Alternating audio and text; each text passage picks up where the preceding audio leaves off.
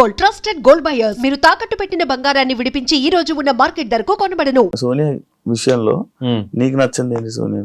లేదు, సోనియా అంటే నేను ఏదో బిస్కెట్ వేయట్లేదు, ఏమి వేయట్లేదు. తను 100% పర్ఫెక్ట్. అది తన విషయంలో నాకు నచ్చింది అంటూ ఏమీ లేదు, అంతా పర్ఫెక్ట్ ఉంటది.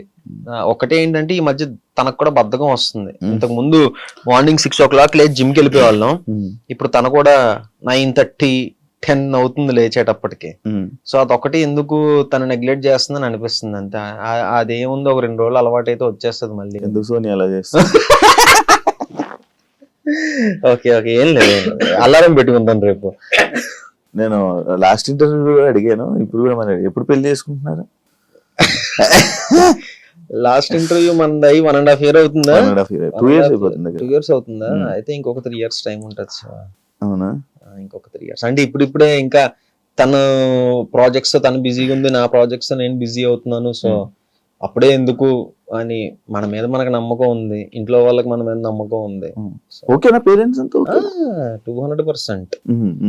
అమ్మ నాన్న నాదో కన్నా తనతో ఎక్కువ మాట్లాడతారు. అవునా? కాదు, సోనియా కాకుండా వేరే అమ్మాయిని చూసినప్పుడు క్రష్ ఫీలింగ్ వచ్చిందా? లేదా, జోక్స్. ఇందులో అబద్ధం ఏముంది అంటే ఇంతకు ముందు సోనియాతో రిలేషన్ లోకి రాకముందు, ఇగో ఇది మళ్ళీ మనసులో పెట్టుకోకు, తమన్నా భాటియా అంటే నాకు ఇష్టం ఎందుకో. అది సోనియా కూడా తెలుసు, కన్వే చేశాను ఆ విషయం.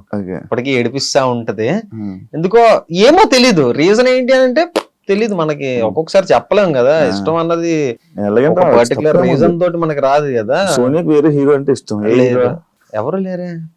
Pawan Siddhu Sonia favourite hero. అవును. సో అలాగా అప్పుడు అలా జరిగింది. కానీ తర్వాత మళ్ళీ మీ ఇద్దరు రిలేషన్స్ లో ఏమైనా కండిషన్స్ పెట్టిందా నీకు? యాక్చువల్లీ నేను ఇవన్నీ లాస్ట్ టైం మిస్ అయిపోయింది, ఇప్పుడు అడిగేస్తాను. మంచిగా కండిషన్స్ అంటే ఇది చెయ్యొద్దు అది చెయ్యొద్దు అని కండిషన్స్ లేదు, కానీ ఒక కండిషన్ మాకు మేము పెట్టుకున్నాం. ఏంటి అని అంటే, ఇప్పుడు ప్రతి రిలేషన్ లోనే గొడవలు అవుతాయి. గొడవలు అవ్వని రిలేషనే ఉండదు. మాది గొడవలు ఉండవు, మేము చాలా హ్యాపీ కపుల్ అని నేను చెప్పను. సో మాకు మేము పెట్టుకున్న కండిషన్ ఏంటి అని అంటే, ఎంత పెద్ద గొడవ అవ్వని, మనం మొహాలు చూసుకొని సిచ్యువేషన్ వచ్చినా సరే పడుకునే ముందు అది సాల్వ్ అవ్వాలి. అది ఎలా సాల్వ్ అవ్వాలన్నది మనకు తెలియదు. ఇద్దరు నువ్వు మాట్లాడు లేదా నేను మాట్లాడతా, ఇది చేద్దాం అది చేద్దాం, బట్ పడుకునే ముందు అయితే ఎంత పెద్ద గొడవ అయినా సాల్వ్ అయిపోవాలి, ప్రశాంతంగా పడుకోవాలి. ఇది మాకు మేము పెట్టుకున్న కండిషన్ అన్నమాట. సో ఎలాంటి అంటే మరీ రోజులు ఒక డే అంతా సాగే గొడవ అయితే ఎప్పుడు రాలేదు, కానీ ఇమీడియట్ గానే నేను మాట్లాడేయడం కానీ సోనియా మాట్లాడేయడం కానీ జరుగుద్ది. సో నైట్ పీస్ఫుల్ గా పడుకోవాలి అన్నది మాకు మేము పెట్టుకున్న కండిషన్. సోనియా ఆల్రెడీ మూవీ చేసింది, విరూపాక్షలో చేసి మంచి యాక్టింగ్ లో మంచి ఇది చేసింది. నువ్వు ఎందుకు ఇంకా సిరీస్ లో ఉండిపోయావు థియేటర్? అంటే బేసిక్ గా ఏంటి అని అంటే, సోనియా గల రావడం ఐఎమ్ సో హ్యాపీ. ప్రతి ఒక్కరికి ఒక టైం అనేది ఉంటుంది. అంటే తనకి లక్కీగా విరూపాక్ష తోటి అది వచ్చింది అనమాట. ఏమో మేబీ నాకు ఆ టైం ఎప్పుడుందో ఏంటో తెలియదు కదా.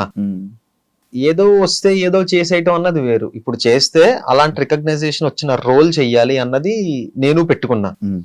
ఏదో చాలా వచ్చాయి, బోల్డ్ వచ్చాయి. అసలు నాకు అవన్నీ కూడా ఏంటి అని అంటే, నా కెరీర్ కి ఎంతవరకు హెల్ప్ అవుతుంది అన్నది నేను ఆలోచించుకోవాలి కదా. అమ్మో ఏదో సినిమా వచ్చింది చేసేయాలి, లేకపోతే మళ్ళీ నాకు రాదేమో అన్న థింగ్ ని మైండ్ లో పెట్టుకుంటే వాడు 10 సినిమాలు చేసి ఉండాలి, ఏదో ఒకటి అలాగైనా ఏదో ఒకటి. బట్ అది కాదు. ఇప్పుడు స్టిల్ విరూపాక్ష రిలీజ్ అయ్యి 2 years అయినా విరూపాక్ష గురించి మాట్లాడతారు, అందులో సోనియా క్యారెక్టర్ గురించి మాట్లాడతారు. ఆ ఇంపాక్ట్ క్రియేట్ చేయాలి. ఒకటి మనం చేసాము అని అంటే, ప్రెసెంట్ ఓటీటీ స్పేస్ లో బానే ఉంది. ఓటీటీ స్పేస్ లో ఇంకొక 2-3 ప్రాజెక్ట్స్ ఉన్నాయి దేవుడి దయ వల్ల. సో ఈ స్పేస్ లో కొంచెం బిజీగానే ఉన్నాం కదా. ఓకే చూద్దాం మరి నెక్స్ట్ మనకి ఇంకా టైం ఉందంట.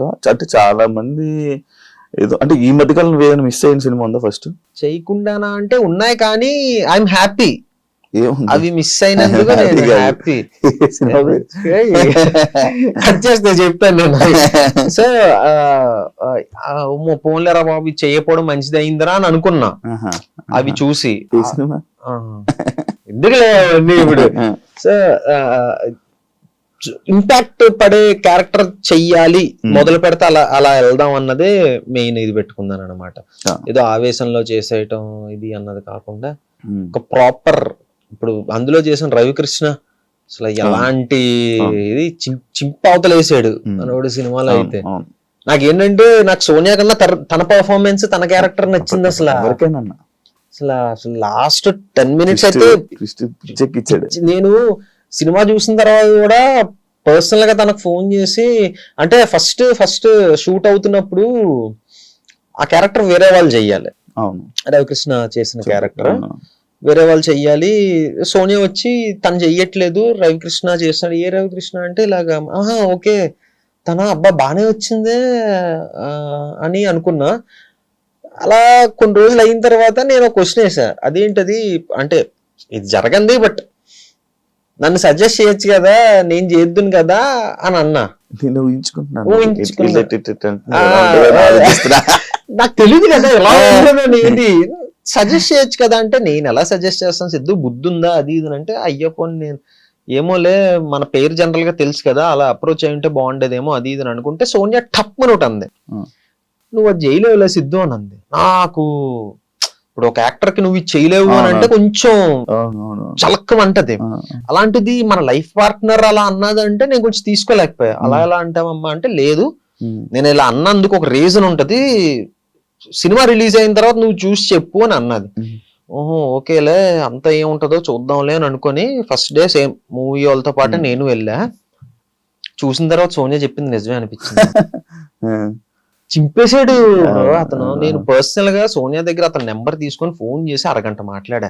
బ్రో నేను సోనియాని ఇలాగ అడిగాను, బట్ నువ్వు తప్పితే వేరే వాళ్ళు ఎవరు అలా చేసి ఉండరేమో అని నాకు అనిపించింది, చాలా బాగా చేసావు బ్రో అని చెప్పి అన్నా. సో ఆ ఇంపాక్ట్ పడాలి, అలా నాకు ఎవరో ఒకరు ఫోన్ చేయాలి, అరే నువ్వు తప్పితే ఈ రోల్ వేరే వాడు చేయలేడేమోరా అన్నట్టు నాకు చెప్పాలి. అది నేను పెట్టుకున్నట్టు అలాంటి సిచ్యువేషన్స్ కోసం వెయిట్ చేస్తున్నా.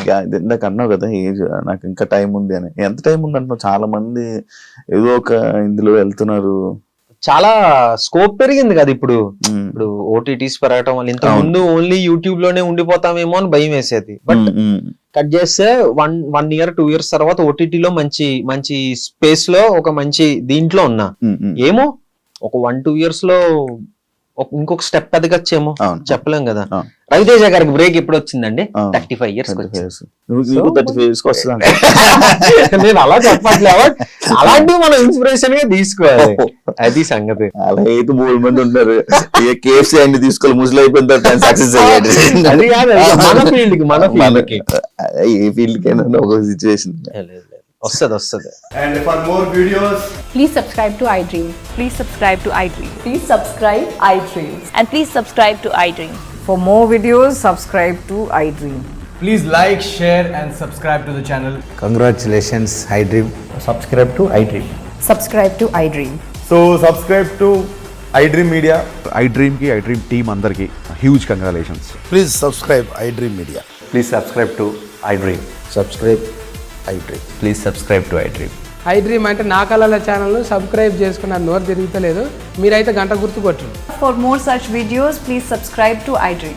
Subscribe to iDream. Please subscribe to iDream. Please subscribe iDream Media. Please do subscribe to iDream. Please subscribe to iDream Media. For best entertainment and information, please subscribe iDream. And don't forget to subscribe to iDream.